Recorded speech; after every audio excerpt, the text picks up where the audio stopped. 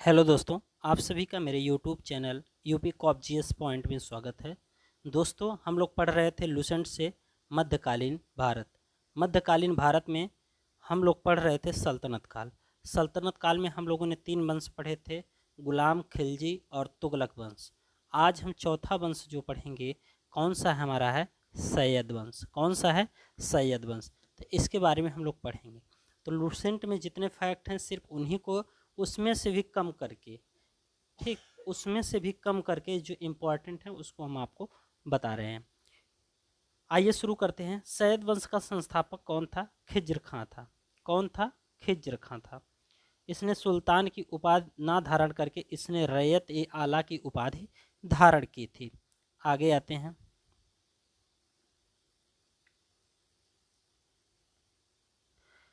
खिज्र खां Taimur lung का सेनापति था। क्या था?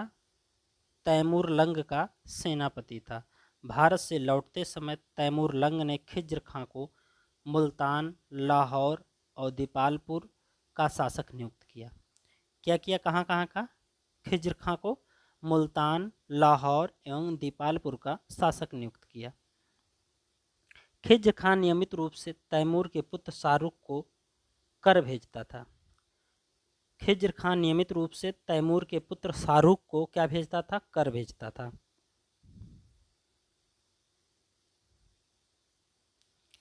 आगे है, खिज्र खां की मृत्यु 20 मई 1421 को हो गई।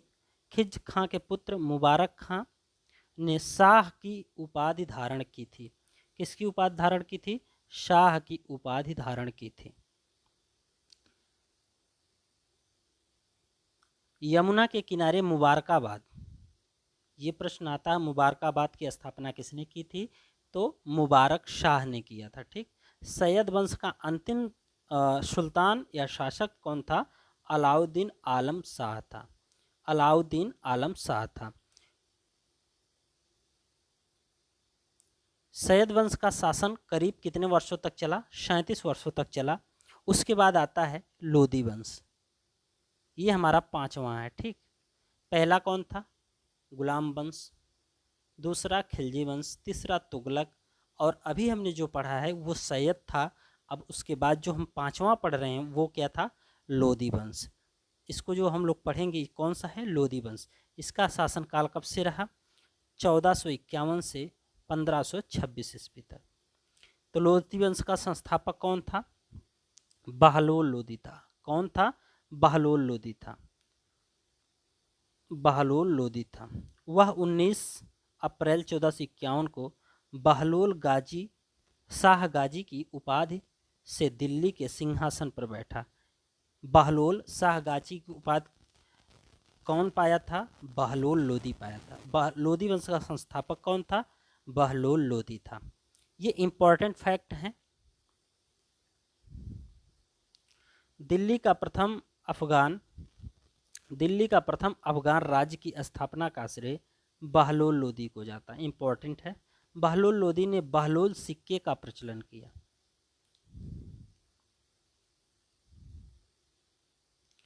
वह अपने सरदारों को मकसद ए आला कहकर क्या करता था? बुलाता था या पुकारता था? वह अपने सरदारों के खड़े रहने पर स्वयं खड़ा रहता था। मोस्ट इंपॉर्टेंट है। ये पूछ देगा कि वह वो कौन सा सुल्तान था, ये कौन सा शासक था जो अपने सरदारों के खड़े होने पर स्वयं भी खड़ा रहता था, बैठता नहीं था। बहलोल लोदी का पुत्र निजाम खां 17 जुलाई 1489 ईस्वी में सुल्तान सिकंदर शाह की उपाधि से दिल्ली के सिंहासन पर बैठा। बहलोल लोदी का पुत्र क्या था? निजाम खान था। कौन था? निजाम खां था। 17 जुलाई 1489 को ईस्वी में सुल्तान सिकंदर शाह की उपाधि से दिल्ली के सिंहासन पर बैठा। तो पूछ सकता है सुल्तान सिकंदर शाह की उपाधि कौन धारण किया था? निजाम खान। निजाम खान कौन था? वो बहलोल लोदी का पुत्र था। 1504 में, मोस्ट इंपॉर्टेंट है, सिकंदर लोदी ने आगरा शहर की स्थापना की। आगरा की स्थापना किसने की? 1504 ईस्वी में सिकंदर लोदी ने आगरा की स्थापना की। अभी इसके द्वारा बहुत ही इम्पोर्टेंट कार्य भी किए गए हैं। भूमि के लिए मापन के प्रमाणिक पैमाना गजे सिकंदरी, क्या गजे सिकंदरी का प्रचलन सिकंदर लोदी ने किया। और एक इम्पॉर्टेंट है, ये कई बार परीक्षा में पूछा गया है। गुलरुखी शीर्षक से फारसी में कविताएं कौन लिखता था? सुल्तान सिकंदर लोदी लिखता था। गुलरुखी शीर्षक से फारसी में कविताएं सिकंदर लोदी लिखता था। इसका मतलब ये कि कवि भी था। सिकंदर लोदी ने आगरा को अपनी नई राजधानी बनाया। सिकंदर लोदी जो है आगरा नगर की स्थापना की। ठीक, उसके बाद ये इन्होंने इसको अपनी राजधानी बनाया। इसके आदेश पर संस्कृत के एक आयुर्वेद ग्रंथ का फारसी में फरहंगे सिकंदरी का जो लेखक वो कौन है? सिकंदर लोदी है। ये आयुर्वेद ग्रंथ था। ठीक, उसको फारसी में फरहंगे सिकंदरी के नाम से अनुवाद किया। किस में अनुवाद किया? फारसी में। इसने नगरकोट के ज्वालामुखी मंदिर की मूर्ति को तोड़कर उसने टुकड़ों को कसाईयों को मांस तौलने के लिए दे दिया। मोस्ट इम्पॉर्टेंट है। ठीक, इससे क्या प्रदर्शित होता है कि यह हिंदू विरोधी था। ऐसा कौन कर सकता है कि नगरकोट के ज्वालामुखी मंदिर की मूर्ति को तोड़कर उसके टुकड़ों को कसाईयों को मांस तौलने के लिए, तीलने नहीं है दोस्तों, तौलने के लिए दे दिया गया था। ठीक, इसने मुसलमानों को ताजिया निकालने, मुसलमान स्त्रियों को पीरों तथा संतों के मज़ार पर जाने से प्रतिबंध लगा दिया। ठीक, ये क्या किया था? जो मुस्लिम महिलाएं थे ताजिया निकालने, मुसलमान स्त्रियों को पीरों तथा संतों के मज़ार पर जाने से क्या कर दिया? मना कर दिया। गले की बीमारी के कारण सिकंदर लोदी की मृत्यु जो है 21 नवंबर 1517 को हो गई। इसी के दिन इसका पुत्र इब्राहिम शाह की उपाधि से आगरा के क्या किया? सिंहासन पर बैठा। सिंहासन पर कौन बैठा? इब्राहिम शाह। ठीक,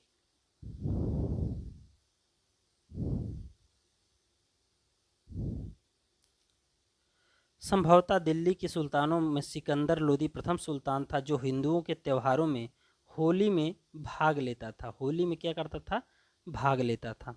नोट में दिया गया है दिल्ली की मोटा मस्जिद सिकंदर लोदी के प्रधानमंत्री वजीर मियाँ भोइया ने 1500 कितने में बनवाई थी? 1505 में। दिल्ली की मोट मस्जिद सिकंदर लोदी के प्रधानमंत्री को उस समय क्या कहा जाता? वजीर कहा जाता था। ठीक, मियाँ भोइया ने 1505 में बनवाई थी। अभी इसका लगभग लास्ट ही चल रहा है दोस्तों। जो इम्पोर्टेंट प्रश्न थे हम उस पर फोकस किए हैं और इधर उधर की बातें हम बहुत ज़्यादा नहीं इसमें बताए हैं। जो इम्पोर्टेंट डायरेक्ट प्रश्न आते हैं उन पर हमने इस वीडियो में चर्चा की है।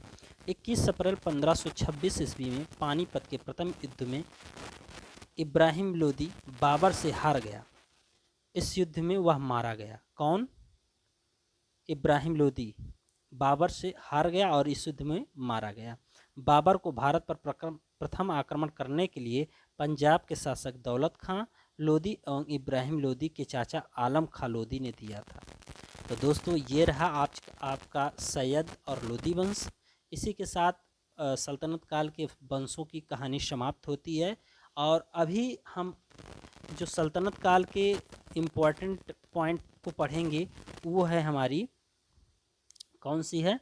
ये है सल्तनत कालीन शासन व्यवस्था। उसके बाद सल्तनत कालीन ख़त्म हो जाएगा, हम विजयनगर साम्राज्य पे आ जाएंगे। ठीक, ऐसे करके क्रम से हम मध्यकालीन भारत को आगे बढ़कर पढ़ेंगे। तब तक के लिए इजाज़त दीजिए। जय हिंद, जय भारत।